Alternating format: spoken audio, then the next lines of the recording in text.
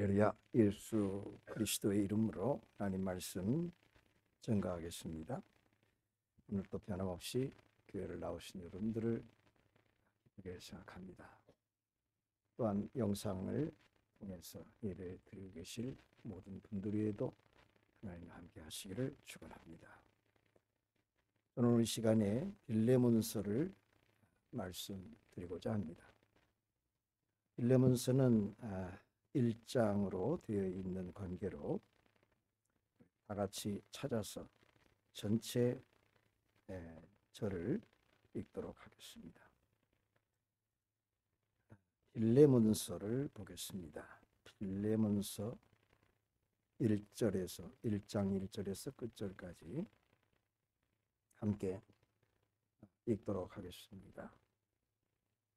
빌레몬서 1장 1절 같이 보겠습니다. 시작. 그리스도 예수를 위하여 갇힌 자 된 바울과 및 형제 디모데는 우리의 사랑을 받는 자요 동역자인 빌레몬과 및 자매 아비아와 및 우리와 함께 군사된 아키뽀와 내 집에 있는 교회에 편지하노니 하나님 우리 아버지와 주 예수 그리스도로 쫓아 은혜와 평강이 내게 있을지어다. 내가 항상 내 하나님께 감사하고 기도할 때에 너를 말함은 주 예수와 및 모든 성도에 대한 네 사랑과 믿음이 있음을 들음이니 이로써 내 믿음의 교제가 우리 가운데 있는 선을 알게 하고 그리스도께 미치도록 역사하느니라. 형제야, 성도들의 마음이 너로 말미암아 평안함을 얻었으니 내가 너의 사랑으로 많은 기쁨과 위로를 얻었노라. 이러므로 내가 그리스도 안에서 많은 담력을 가지고 내게 마땅한 일로 명할 수 있으나 사랑을 인하여 도리어 간구하노니 나이 많은 나 바울은 지금 또 예수 그리스도를 위하여 갇힌 자 되어 갇힌 중에서 낳은 아들 오네시모를 위하여 내게 간구하노라. 저가 전에는 내게 무익하였으나 이제는 나와 내게 유익함으로 내게 저를 돌려보내노니 저는 내 신복이라. 저를 내게 머물러 두어 내 복음을 위하여 갇힌 중에서 내 대신 나를 섬기게 하고자 하나 다만 내 승낙이 없이는 내가 아무것도 하기를 원치 아니하노니 이는 너의 선한 일이 억지같이 되지 아니하고 자의로 되게 하려 함이로라. 저가 잠시 떠나게 된 것은 이를 인하여 저를 영원히 두게 함이니 이후로는 종과 같지 아니하고 종에서 뛰어나 곧 사랑받는 형제로 둘 자라. 내게 특별히 그러하거든 하물며 육신과 주 안에서 상관된 네 계랴. 그러므로 내가 나를 동무로 알진대 저를 영접하기를 내게 하듯하고 저가 만일 내게 불의를 하였거나 내게 진 것이 있거든 이것을 내게로 회개하라. 나 바울이 친필로 쓰노니 내가 갚으려니와 너는 이외에 네 자신으로 내게 빚진 것을 내가 말하지 아니하노라. 오 형제여, 나로 주 안에서 너를 인하여 기쁨을 얻게 하고 내 마음이 그리스도 안에서 평안하게 하라. 나는 내가 순종함을 확신함으로 내게 썼노니 내가 나의 말보다 더 행할 줄을 아노라. 오직 너는 나를 위하여 처소를 예비하라. 저희 기도로 내가 너희에게 나아가게 하여 주시기를 바라노라. 그리스도 예수 안에서 나와 함께 갇힌 자 에바브라와 또한 나의 동역자 마가, 아레스다고, 데마, 누가가 문안하느니라. 우리 주 예수 그리스도의 은혜가 너희 심령에 함께 할지어다. 이 시간 전절을 읽었습니다. 빌레몬서는 바울의 어떤 개인적인 서신서 중에서 가장 짧은 그런 편지가 되겠습니다. 그래서 오늘 우리가 전절을 다 읽었습니다. 먼저 우리가 이 빌레몬서의 저자는 당연히 바울이고 그렇다는 것을 본문에서 우리가 알 수 있겠고, 그 다음에는 이 기록 연대가 어느 때인가를 좀 생각을 해보면, 보통 우리가 옥중서신 하면은 에베소서, 빌립보, 골로새, 그리고 빌레몬서 네 권입니다. 그런데 이 공통점을 좀 찾아보니까 뭐 다른 설명을 차치하고라도 공통점은 일단은 옥중에 있다는 것 하나하고, 그리고 그런데 어느 시점이냐, 그래서 바울이 옥에 갇혔던 그 때를 생각해 보니까 예루살렘으로 돌아갔을 때 그때 잠깐 갇히고, 그 다음에 가이사랴에서도 잠깐 갇히고, 그 다음에 로마로 이제 그 호송되면서 거기에서 1차 갇히게 되고 잠깐 풀렸다가 마지막 2차 로마에 갇히게 되는데, 이 네 번의 옥중 생활 가운데서 과연 어느 시점을 가리킬까라고 하는 건데요. 이미 뭐 학자들은 에베소서, 빌립보, 골로새, 그리고 빌레몬서, 이것이 1차 로마 투옥 시기, 즉 가택연금 시기에 쓴 것이다 라고 이미 그렇게 얘기를 하고 있지만, 그러나 또 우리가 본문을 통해서 특이하게 발견할 수 있는 공통점을 생각해 본다면, 빌레몬서 23절을 보시게 되면 여기에 등장하는 인물이 좀 나오는데요. 그리스도 예수 안에서 나와 함께 갇힌 에바브라와 또한 나의 동역자 마가 아리스다고 데마와 누가가 문안하느니라. 이런 인물들을 지금 거론하고 있는데, 이러한 등장인물들이 지금 함께 나와 함께 갇혀 있다는 것이죠. 그래서 이것만 보더라도 1차 투옥, 즉 가택연금 시기였다는 것을 알 수 있습니다. 왜냐하면 2차 로마 투옥은 진짜 죄수의 몸으로 이제 홀로 갇히게 된 것이고, 누가만 나와 함께 있다라고 하는 디모데후서 마지막 장 마지막 그 부분에 그렇게 기록되어 있기 때문에 이미 1차 투옥이 틀림없다라고 보는데, 그 틀림없다라고 하는 증거를 더 틀림없게 우리가 증거하기 위해서 예를 들어서 같은 시기에 쓰여진 골로새서를 한번 보자는 것이죠. 여러분 다 같이 골로새서를 찾아서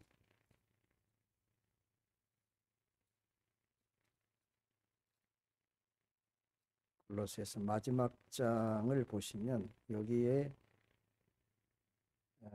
등장인물이 나오는데요. 4장 10절을 보시겠습니다. 4장 10절 시작. 나와 함께 갇힌 아리스다고와 바나바의 생질 마가, 이고요. 11절에 유스도라 하는 예수도 함께 갇혔고요.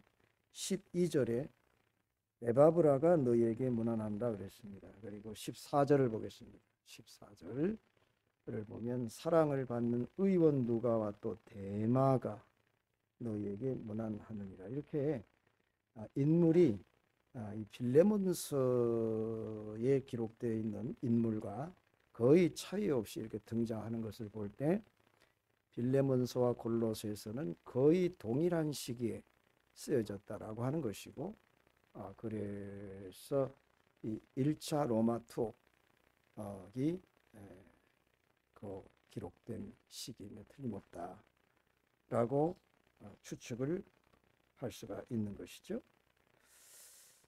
자, 그 다음에 이제 좀 우리가 여기서 먼저 풀어갈 것은 이 빌레몬이라는 인물이 도대체 누구인가라고 하는 것입니다.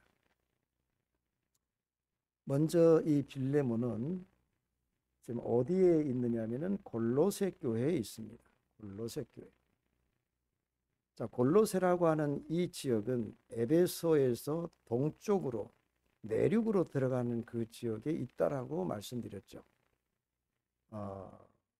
그러나 그곳을 바울의 그 전도 여행사에 보면 골로새에 가서 복음을 전했다라고 하는 기록은 나오질 않습니다. 다만 에바브라라고 하는 이 인물이 골로새 출신이고 바울을 끝까지 도왔던 인물로 이제 편지서에 기록되어 있는 걸 볼 때에 에바브라라고 하는 이 인물이 이제 그 바울의 그 뭡니까 에베소에서의 전도 활동 그 기간에 즉 3차 전도 여행 때 예수를 믿고 그리고 고향으로 돌아가서 골로새 교회를 세웠다 이렇게 추측을 하고 있는 것이죠. 그러나 이제 실제 그 이후에 에바브라는 이제 바울을 따라다니며 많은 전도 여행에서 희생을 했고 세웠기는 하지만 그 교회를 유지하고 교회를 이루어갔던 인물이 누구냐면 빌레몬이라는 것을 알 수가 있습니다. 그래서 여러분 그 우리가 읽었지만 이 빌레몬이라고 하는 인물이 좀 더 정확히 나오는데요. 다시 한번 1절, 2절을 보겠습니다. 1절, 2절을 보시게 되면 우리의 사랑을 받는 자여 동역자인 빌레몬과 같은 표현이 나오고요. 2절을 보면 자매 아비아라고 그랬는데 이 아비아는 빌레몬의 아내입니다.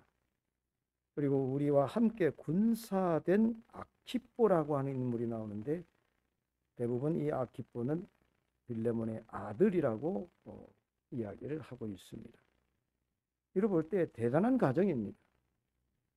그의 부인과 아들이 나와 함께 군사된 이런 표현을 쓰게 됐고요. 더욱이 너의 집에 있는 교회에 편지한다라고 그랬습니다. 이렇게 볼 때 빌레몬은 에바브라 이후 이 골로새 교회의 아주 중요한 핵심적인 일꾼으로 그런 그 교회를 이루어갖고 사역을 한 인물이다 라고 하는 것을 알 수가 있는 것입니다. 그래서 이 가정에서 정기적인 예배를 드렸던 것 같습니다. 그 다음에 두 번째 좀 생각하고 싶은 인물은 오네시모입니다. 이 오네시모는 전체 오늘 이 본문의 그 흐름상 이 오네시모가 과연 누구냐라고 물어본다면 이미 여러분들이 알고 계시듯이 빌레몬에게 속한 노예 신분, 빌레몬의 노예였다라고 하는 것을 우리가 자연스럽게 알 수가 있게 되는데요. 그래서 이 오네시모가 이제 그 주인 빌레몬의 집에서 도망을 해서 이 돈을 훔쳤다는 것이죠. 그리고 로마까지 도망을 왔는데 로마 감옥 1차 감옥이니까 이제 서로 그 왕래가 가능한 그런 곳입니다. 거기에서 바울을 만나서 회심하고 그리스도의 큰 그 일꾼으로 이렇게 만들어지는 이런 과정을 보여주고 있는데 문제는 오네시모의 신분이 노예이다 보니까 그 당시 노예에 대한 사회적인 그리고 정치적인 그런 관념은 철저했다고 합니다. 당시 로마 시대에 산지에 있는 소아시아 지역, 로마 그 지역까지 포함해서 약 6천만 명이나 됐다고 그럽니다. 노예가. 그래서 일반 백성들의 4배 정도가 더 많았다고 그래요.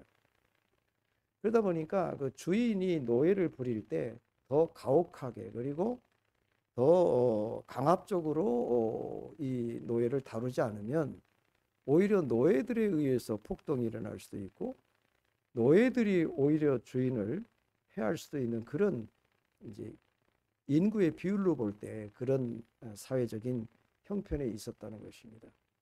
그래서 그 당시 이 노예들은 마치 뭡니까 저 영혼 없는 인간이라고 불렀다고 그래요.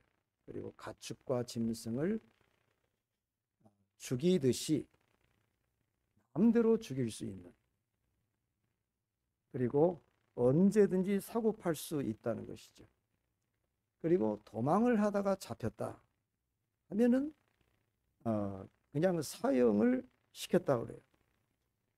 또 사형을 시키지 않을 때에는 F라고 하는 F로 시작되는 푸지티브스 즉 라틴어로 이 푸지티브스라고 하는 이 단어의 머릿말 F를 따서 이마에다가 이제 불로 지져서 이마에다가 이렇게 지지죠. 그러면 여기 F가 딱 새긴단 말이에요. 그러면 이 사람은 도망자다라고 하는 것을 이제 표시했다고 그래요. 그래서 평생 낙인을 이제 낙인이 찍혀서 이렇게 살아야만 되는 것이다라는 것입니다.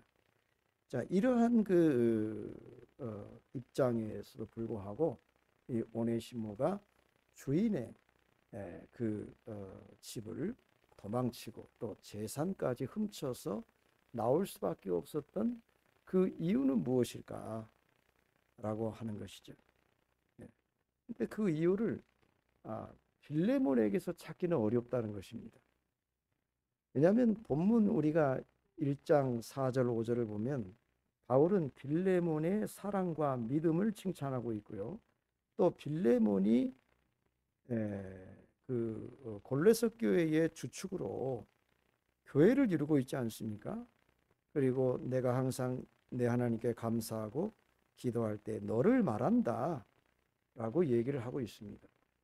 이것을 볼 때에 빌레몬에게 문제가 있었던 건 아닌 것 같아요.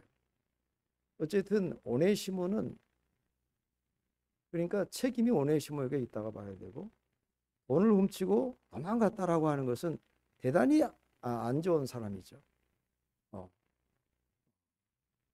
그렇죠. 자, 이런 그 오네시모가 이제 바울을 만나서 이제 변화를 받게 되는데 오늘은 이 오네시모의 변화, 도대체 오네시모가 이 본문을 통해서 어떤 과정을 통해서 변화를 받았을까? 그리고 변화받고 난 이후에 바울은 오네시모에 대해서 어떤 개념을 갖고 그를 대했을까? 그리고 오늘 우리가 가져야 될 형제관, 사랑관, 그리고 권면하는 바울이 빌레몬에게 권면하는 이 권면의 어떤 자세라고 그럴까? 이런 것도 같이 한번 생각을 하면서 은혜를 나누고자 합니다. 보통 이제 옛말에 이런 말이 있습니다. 사람이 변하잖아요. 사람이 변하면 죽을 때가 됐다. 그런 얘기를 한다고 그래요. 그래서 그만큼 사람은 변하기 어려운 존재라는 것입니다. 그러나 그 말은 사람은 또 변할 수 있는 가능성이 있다는 그런 가능성을 얘기해 주고 있고 두 가지가 함께 가고 있는데 과연 인간은 과연 변화할 수 있는 존재인가 하는 이 문제를 놓고 오네시모가 이렇게 변화를 받다니 도대체 그 원인이 어디 있을까에 대한 문제죠. 그래서 이미 여러분들에게 말씀을 드렸듯이 오네시모가 이렇게 변화를 받게 된 그 부분이 11절을 좀 보시겠습니다. 11절.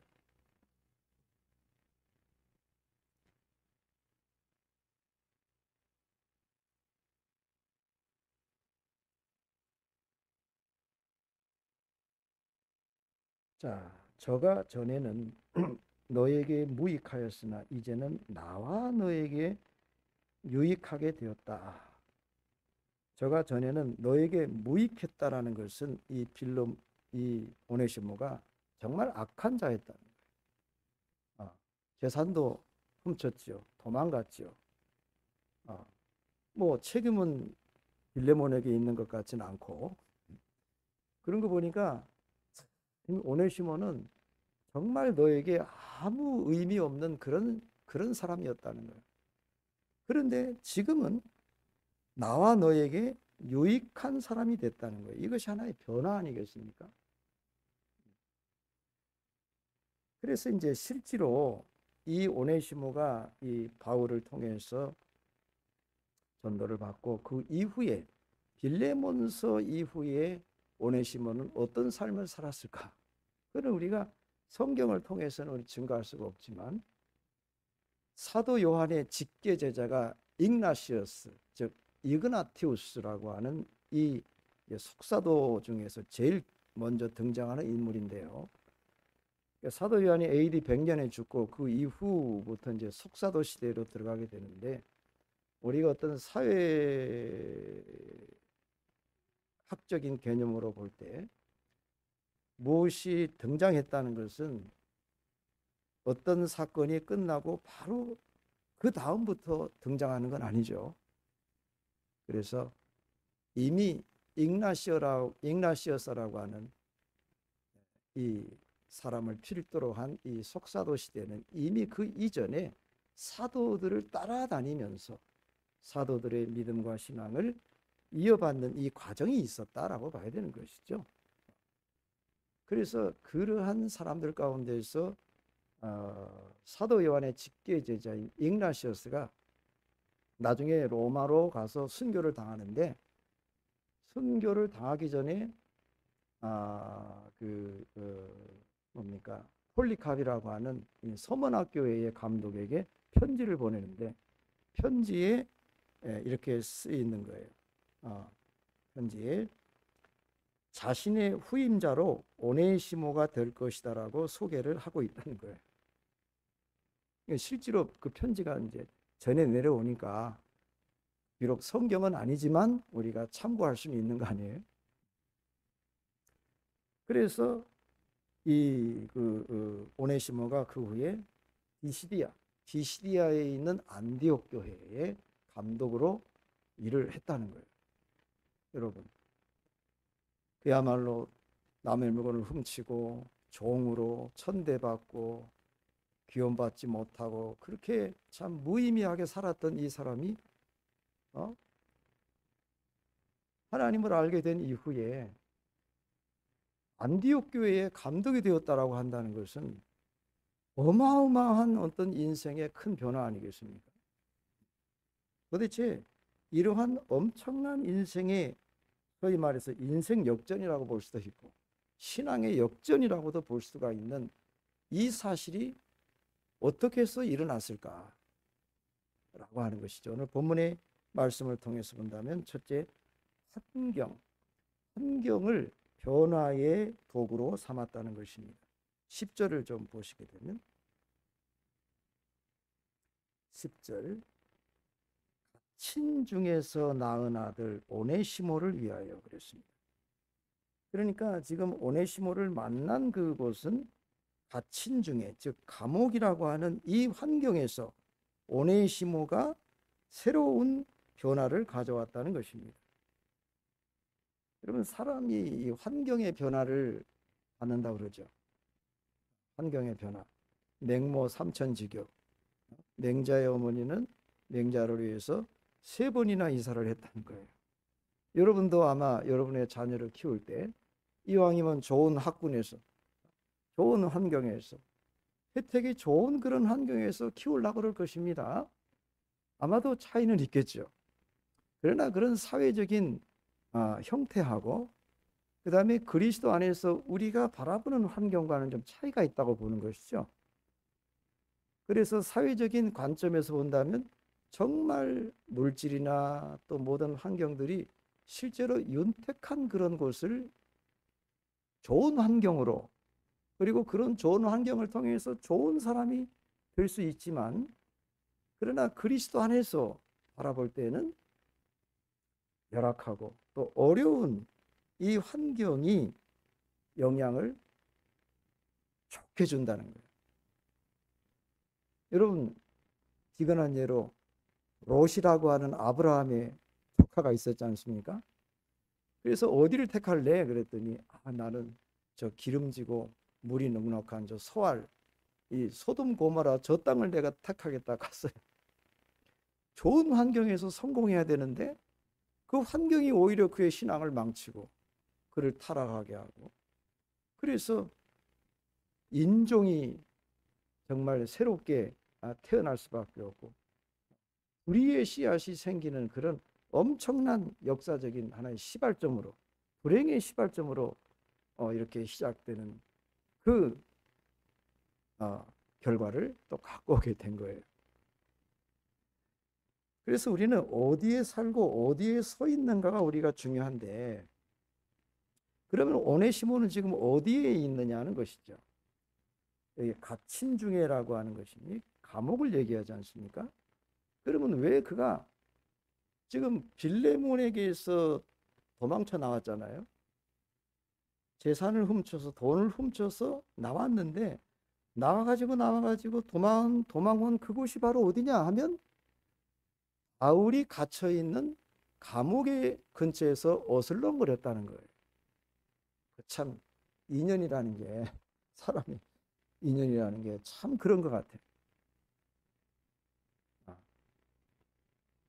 왜 그랬느냐 하고 보니까 학자들은 이렇게 얘기를 해요. 왜 그가 감옥에 와 있는가? 너가 뭐 고발을 한 것도 아니고 붙잡아서 바울이 갇힌 그 가택연금 거기에다 넣은 것도 아닌데 왜 거기에서 일을 했지?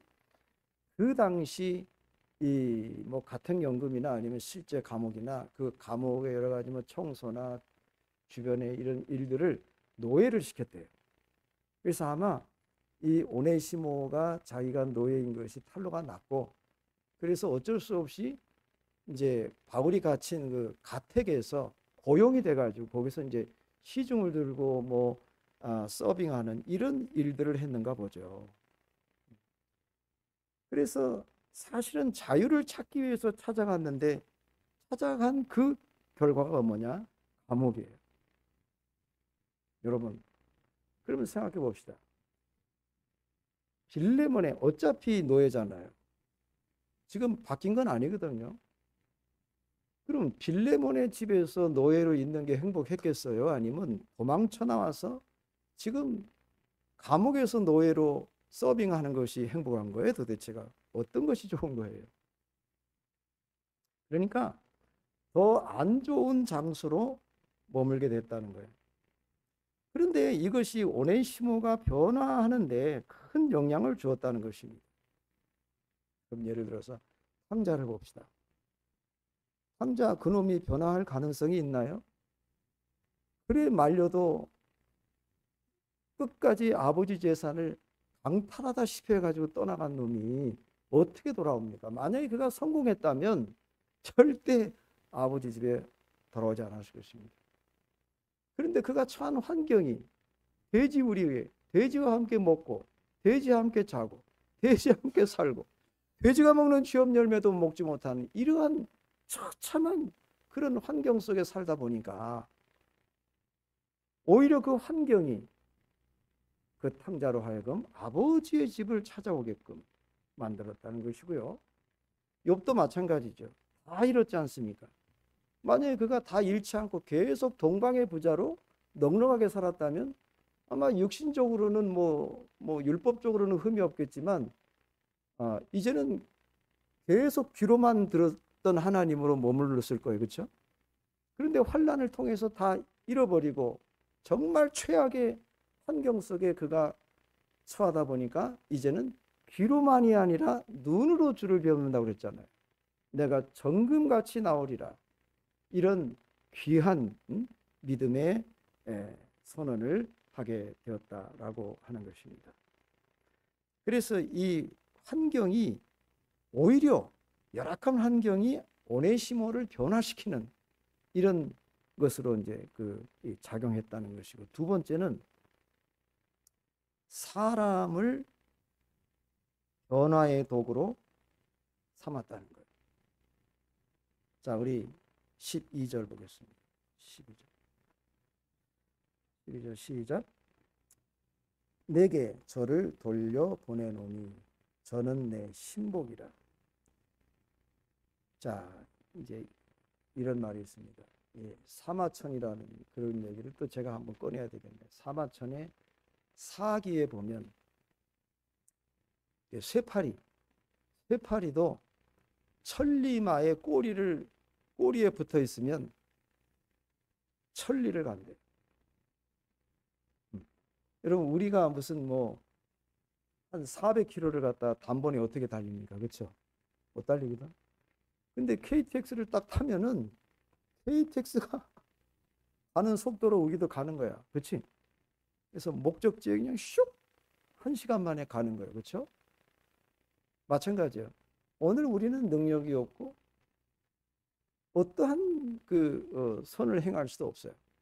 그런데 예수 그리스도를 믿고 그리스도께 붙어 있기만 하면 내가 그리스도의 의를 이루고 그리스도께서 원하시는 바 그 뜻을 우리가 이루어 갈 수 있다는 거예요. 어떻게 하면? 내가 그리스도 안에 있다면. 얼마나 복되고 감사한 그런 일인지 모르겠어요. 예를 들어서 여러분, 브리스길라와 아굴라 여러분 잘 아시죠? 고린도에 내려와서 바울이 만난 이 부부. 만약에 브리스길라와 아굴라가 그 찰나 순간에 바울을 못 만나고 이렇게 지나쳤다면 브리스길라와 아굴라가 성경에 등장하는 인물이 됐을까? 쉽지 않았을 것 같아요. 그런데 바울을 만나고 나면서부터 인생이 역전이 됐어요. 아니, 사역자가 됐어요.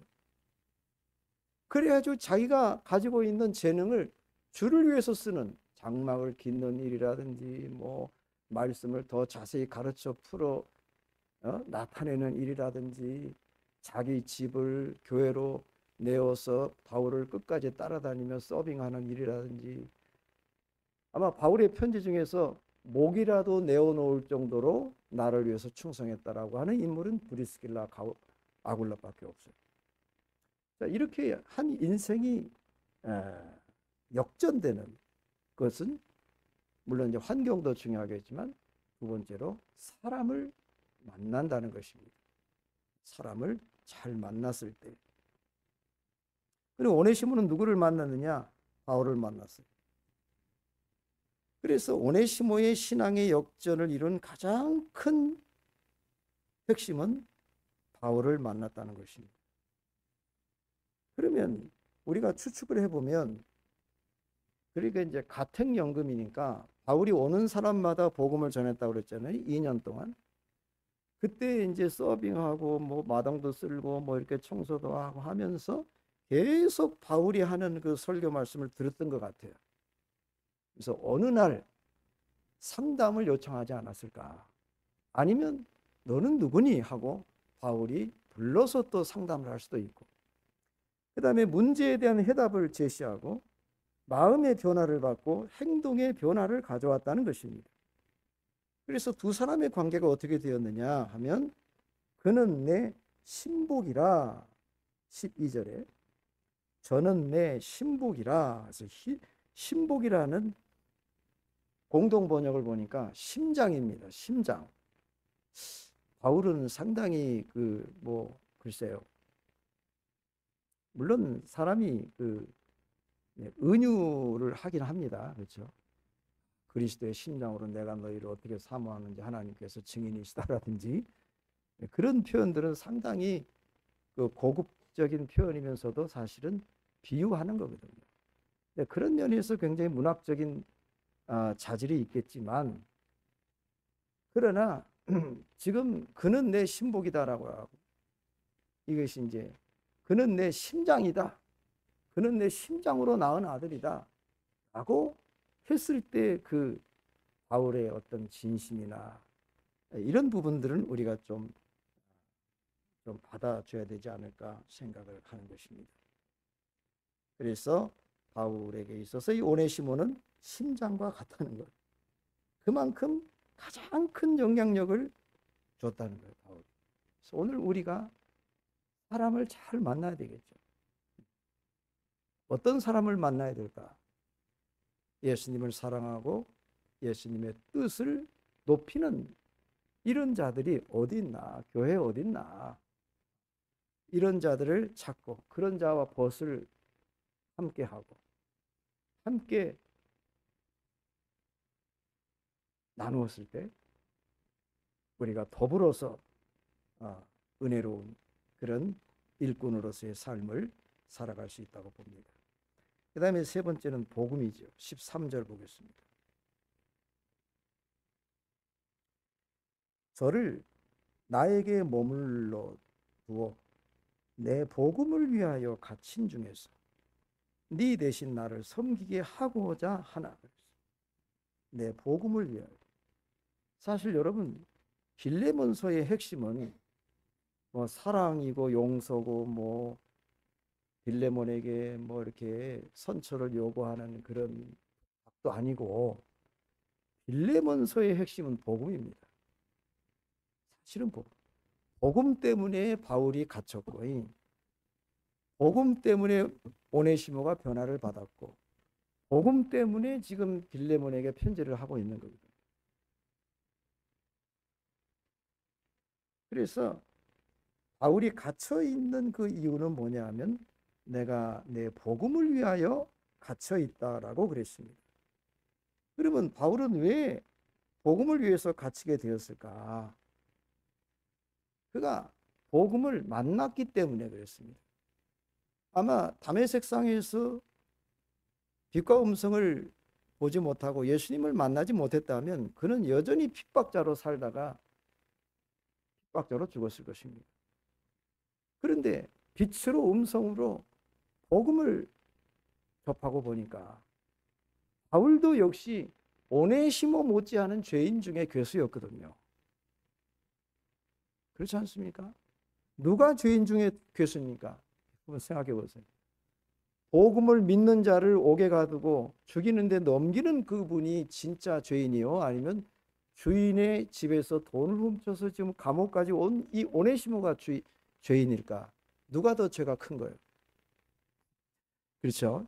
우리가 참 피상적으로 생각해 보면 우리가 일상적으로 뭐 눈으로 손으로 이렇게 짓는 그런 죄만이 죄가 아니고 실상은 내가 하나님의 뜻대로 생각하지 못하고 살지 못하는 우리 삶의 전체가 다 사실은 더 큰 무거운 죄일 수도 있는 거죠. 그래서 바울이 이 복음을 접하고 나서 새 사람이 되었어요.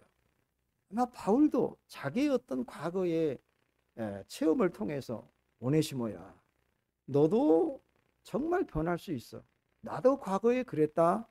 여러분 이 간증을 오네시모에게 얘기하지 않았을까요? 저는 분명히 했다고 봅니다. 그래서 오네시모도 복음을 만났기 때문에 지금 복음을 위해서 바울을 섬기고 있습니다. 사랑하는 성도 여러분, 오늘 우리가 복음이 아니라면 여기에 있을 필요가 없고요. 또 주님을 섬길 필요도 없고요. 우리는 이 교회와 아무런 의미가 없을 것입니다. 복음 때문에 내가 주를 믿었고 복음 때문에 내가 성직을 받았습니다. 복음 때문에 내가 오늘 교회도 나왔습니다. 복음 때문에 말씀을 듣고 복음 때문에 믿음으로 살려고 발버둥 칩니다. 복음 때문에 교회를 위해서 몸 바치고 마음 바쳐 사역을 하고 계신 줄로 믿습니다. 이렇게 복음은 모든 자를 어떤 것이라도 변화시키고 이길 수 있는 그런 능력이 있다라고 볼 수 있는 것입니다. 환경을 통해서 사람을 통해서 복음을 통해서 오네시모가 정말 변화를 받고 그래 이제 새 사람이 됐어요. 그래 이제 바울 곁에서 사역을 하는데 너무 훌륭한 거예요. 너무 훌륭한 거예요. 그런데 그 당시 이미 말씀드렸지만 그 당시 로마 법에 의한 노예 제도는 주인의 허락 없이 나온 놈은 무조건 사형이에요. 그 다음에 주인의 허락 없이 주인이 아닌 자가 그 노예를 사용할 수가 없어요. 그럼 바울도 뭐 빌레몬이 뭐 오네시모가 여기 왔는지 안 왔는지 압니까? 그럼 뭐 바울도 적당하게 야 그냥 오네시모 그냥 아저 빌레몬 모르는 척하고 너 나하고 같이 잘 동업하자. 그렇게 해야 됩니까? 그렇지 않죠. 바울은 위법하는 자가 아니지 않습니까? 이건 주인인 빌레몬에게 반드시 먼저 선처를 구하고 그리고 너에게서 사역자가 되든 아니면 돌려보내서 나에게 사역자가 되든 그런 식으로 해서라도 오네시모의 남은 일생을 정말 훌륭한 사역자로 일하게끔 만들어야 되지 않겠니? 하면서 편지를 보여주고 있는데 쓰고 있는데 이 편지를 통해서 우리가 마지막으로 정리해야 될 부분이 뭐냐면은 그리스도 안에서의 형제관이라는 것입니다. 4페이지에 보면 그리스도 안에서의 형제관. 갈라디아서 3장 28절 보겠습니다. 갈라디아서 3장 28절 보겠습니다. 시작. 너희는 유태인이나 헬라인이나 종이나 자주자나 남자나 여자 없이 다 그리스도 예수 안에서 하나이니라. 형제관이 이제 달라졌죠. 형제관이 달라졌죠. 그래서 사실은 우리가 육신적인 눈으로 볼 때는 차등이 있습니다. 지금 우리 안에도 차등이 있지 않습니까? 세상적으로 보면 잘 사는 사람, 못 사는 사람, 또 불행한 가정에서 살아온 사람, 유복한 가정에서 살아온 사람 등 뭐 피부 색깔도 다르고 엄마 아빠 혈통도 다 다르고 다 다른 사람들이 모여 있잖아요. 우리 육신으로 사는 동안에는 이 땅에 세워진 교회일지라도 그 차별이 없을 수 없다는 겁니다. 그럼에도 불구하고 우리가 이제 추구해야 될 것은 하늘의 시민으로서 이제는 이런 차별들을 없애야 된다는 것이죠. 교회 안에는 그러므로 어떤 차별이나 상호관계에 있어서 어떤 신분이나 지위에 있어서의 차등을 우리가 둬서는 안 된다라고 하는 것입니다. 자, 그래서 이 빌레몬에게 오네시모를 이제 보내면서 이 오네시모에 대해서 빌레몬이 어떤 관념을 갖고 그를 맞이해 줘야 될지 그 바램을 얘기하고 있어요. 그래서 여기 보면은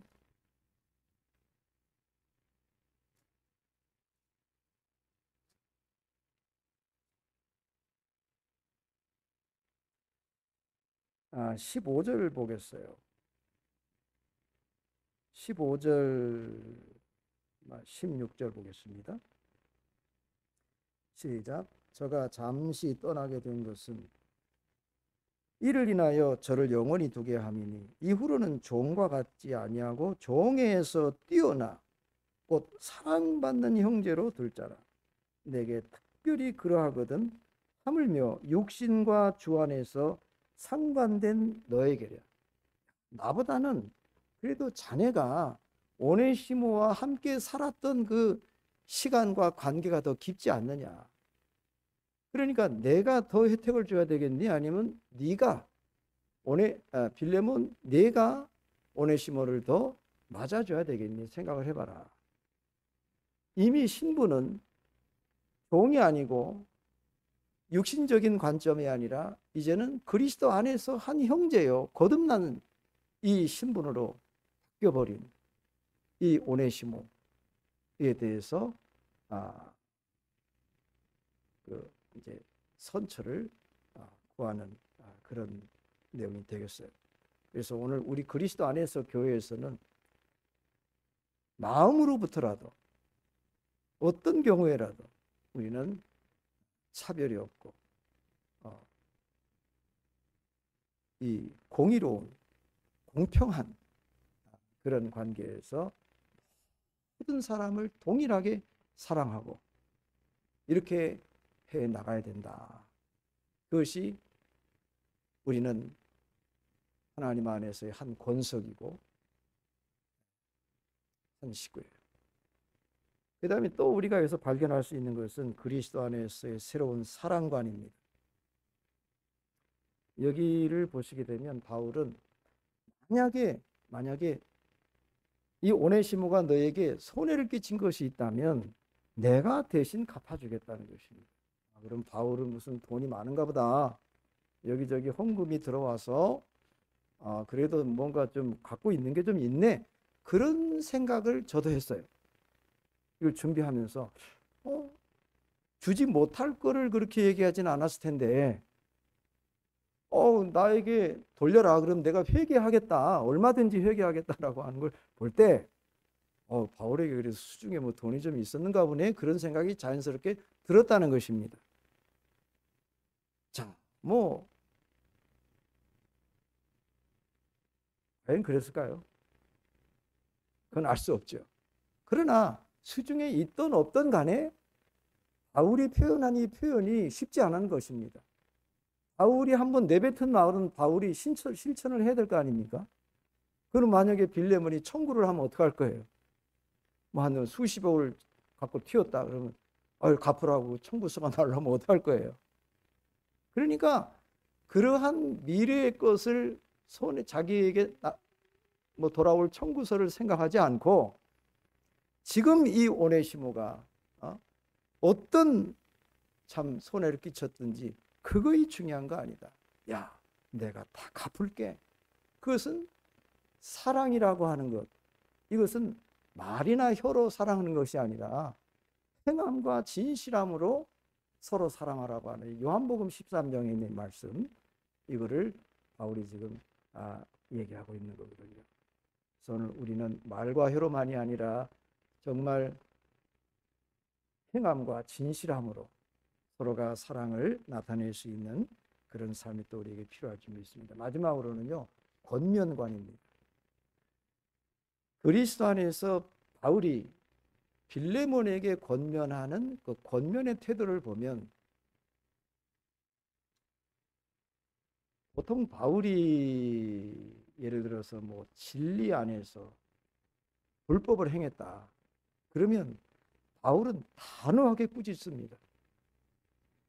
너희들이 아직도 회개하지 않으면 내가 갈 때 너를 용서하지 않겠다라든지 우리가 너에게 전한 복음에 다른 복음을 전하면 저주를 받는다. 너희 중에 아직도 이러한 자가 있는데 내가 쫓지 않는다니 내가 분개한다. 뭐 이런 태도로 일관되어 왔는데 지금은 좀 다른 것 같아요.